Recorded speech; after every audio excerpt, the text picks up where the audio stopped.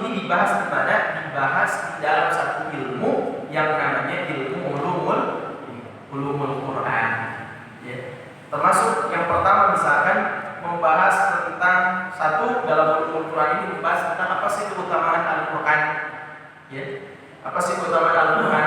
Dari berbagai sisinya, dari berbagai sudut pandangnya, Quran itu mengandung keutamaan.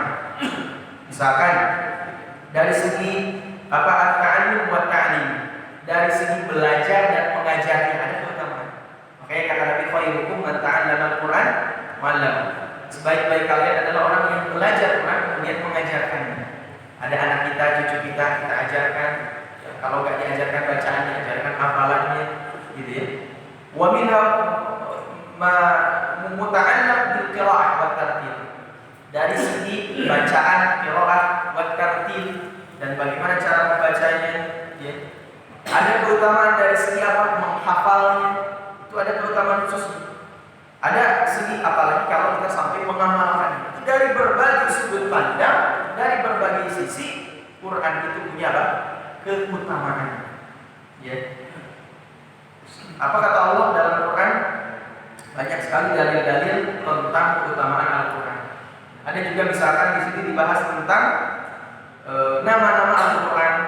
Ya, apa nama Quran itu? Satu, ada disebut dengan Al-Quran. Al-Quran artinya tadi bacaan khusus, bacaan yang kalau kita bacanya dapat pahala. Nama lain dari Quran ada Al-Furqan. Furqan artinya pembeda, yang membedakan yang hak dengan yang batil. Ya. Ada At-Tanzil yang diturunkan oleh Allah, ada Al-Dzikr, peringatan dari Allah, ada Al-Kitab. Ya. Sementara sifat-sifat Quran Allah menyampaikan apa? Ada nur, cahaya, huda, petunjuk, rahmat, syifa, obat, mau'idhah, pelajaran, ya, mubarak, berkah, kitab yang mengandung keberkahan, basyir, kabar gembira, nadir, peringatan dari Allah. Banyak sekali tentang sifat-sifat yang disebutkan oleh Allah di dalam Al-Quran ini. Nah, itu yang dibahas di dalam ulumul Quran. Bahkan para ulama dulu juga menulis buku-buku yang hampir sama dengan ini. Imam As-Suyuti, Jalaluddin As-Suyuti, ini penulis tafsir Jalalain, seorang ulama mufassir, maka disebut gelar hafid. Ya, hafid. Kalau hafid di zaman dulu itu dia hafal Al-Quran, dia hafal 450.000 hadis. Ya. Kemudian dia memahami berbagai cabang ilmu, baru disebut hafid. Kalau zaman sekarang kan hafal Quran disebut apa? Hafid. Ada penurunan apa namanya? Penurunan istilah, walaupun ya bagus-bagus saja, ya, supaya ada semangat. Tapi kalau ulama zaman dulu hafal Quran itu adalah awal untuk mempelajari ilmu yang lain. Ada seorang ulama namanya Jalaluddin As-Suyuti, dikenal sebagai Al-Hafidh. Kalau sekarang mungkin gelar profesor, ya, profesor, doktor apa gitu ya, ujungnya almarhum. Nah, ini gelarnya Hafidh. Tulis buku judulnya Al-Itqan fi Ulumil Quran. Jadi beliau menjelaskan tentang Al-Quran dari berbagai sudut pandang, ya, dari asbabun nuzulnya, sebab turunnya ayat. Ya. Misalkan kenapa kita harus mengenal asbabun nuzul?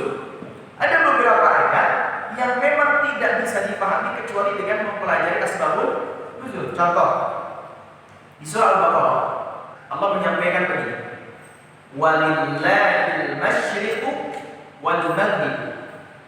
Dan kepunyaan Allah lah al-masyriq, timur dan barat, wal maghrib dan barat. Fa aina ma tuwallu fa thamma wajhullah. Maka kemana saja kau menghadap, ya, fa thamma wajhullah, maka disitulah kau akan mendapati Allah. Apa maksud ayat ini? Sebagian orang, ya, memahami ayat ini, kata Syekh As-Sawdi, qad yafhamu minha jawaz at-tawajjuh fi shalat ila ghairi qiblah. Ada sebagian orang yang memahami ayat ini bolehnya ketika sholat menghadap kepada bukan kiblat. Ketika ditanya kenapa misalkan ada sholat tiba-tiba yang sholat ke belakang kiblat, ya, kenapa sholat sholatnya di situ? Kan ada dalilnya. Apa dalilnya? Kenapa? Kepunyaan Allah lah, timur dan barat. Kemana pun kau menghadap, di situ kau akan mengarah kepada Allah.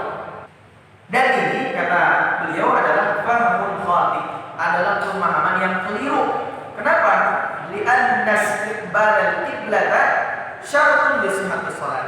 Karena menghadap kiblat itu adalah syarat dari sahnya salat. Ya. Terus apa makna ayat ini? Faqad nuzilat hadhihi ayat al-karimah fi man kana fi safarin.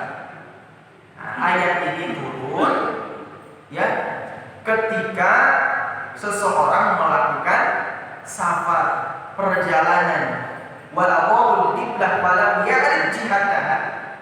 Ya. Dan sesuatu terasa sempit ketika seseorang tidak mengetahui arah kiblat. Kita safar atau yang sudah naik gunung gitu ya, lupa bawa kompas. Lihat matahari juga agak jelas begitu kan. Nah, kemana arah kiblat?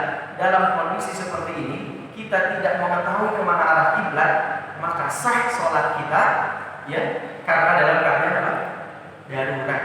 Nah, ini dalil. Ya, jadi ayat ini bukan berarti membolehkan seseorang sholat tidak menghadap ke kiblat kalau dalam kondisi normal seperti ini.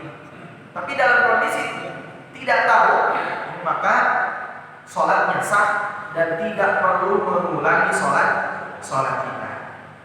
Yang kedua, ada beberapa ayat, tidak semua ya, ada beberapa ayat yang tidak bisa dipahami kecuali dengan tadi asbabun nuzul. Kita tahu tentang sebab turunnya ayat tersebut. Yang kedua, ayat di dalam surah Al-Maidah ayat 93. Al-Maidah ayat 93. Apa kata Allah? Laisa 'alal ladzina amanu, tidaklah mengapa atas orang-orang beriman, wa 'amilus shalihat, dan orang-orang yang beramal saleh, junahun berdosa, fima ta'imu, terhadap apa yang telah mereka makan. Idza mattaqaw wa amanu, apabila mereka bertakwa dan beriman, wa 'amilus shalihat, kemudian beramal saleh, tsumma taqaw wa amanu, kemudian udah itu bertakwa, beriman, tsumma taqaw wa ahsanu, bertakwa dan berbuat ihsan. Wallahu yuhibbul muhsinin, dan Allah mencintai orang-orang yang berbuat kebaikan. Sebagian orang, ini orang Arab sekalipun, innama nuzilat fil khamr, ayat ini diturunkan ketika ayat khamar.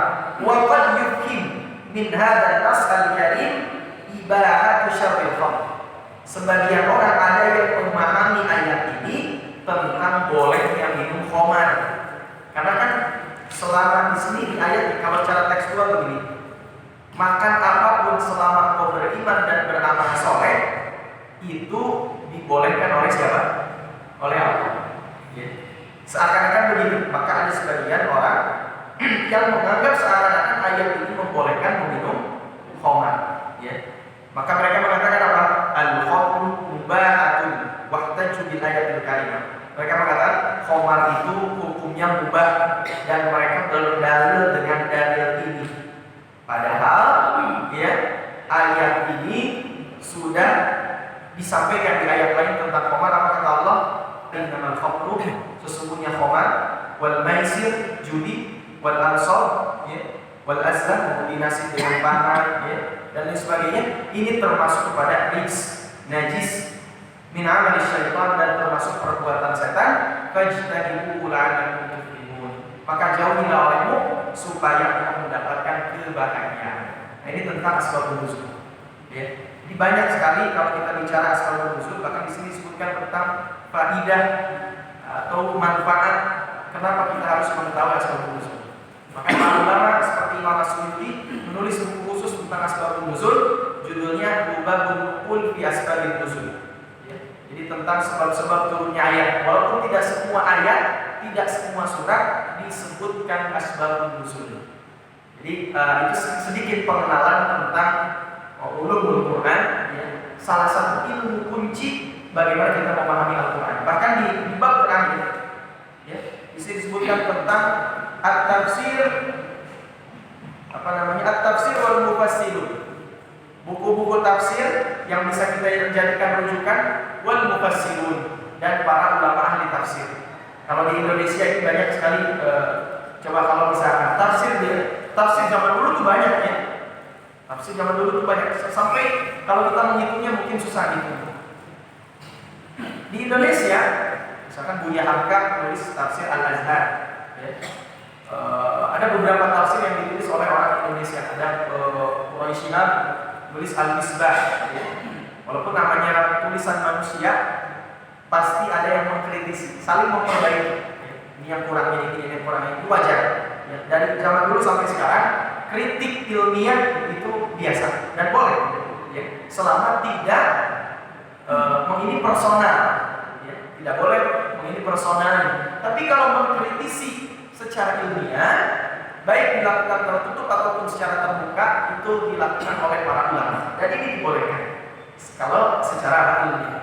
Makanya misalkan tafsir Jalalain ada yang mengkritisi juga beberapa ini bagus, ya. Tapi dalam beberapa hal, ya, namanya tulisan manusia pasti ada yukhti wa yusib, ada kurang, ya. Tapi tentu kebaikannya apa?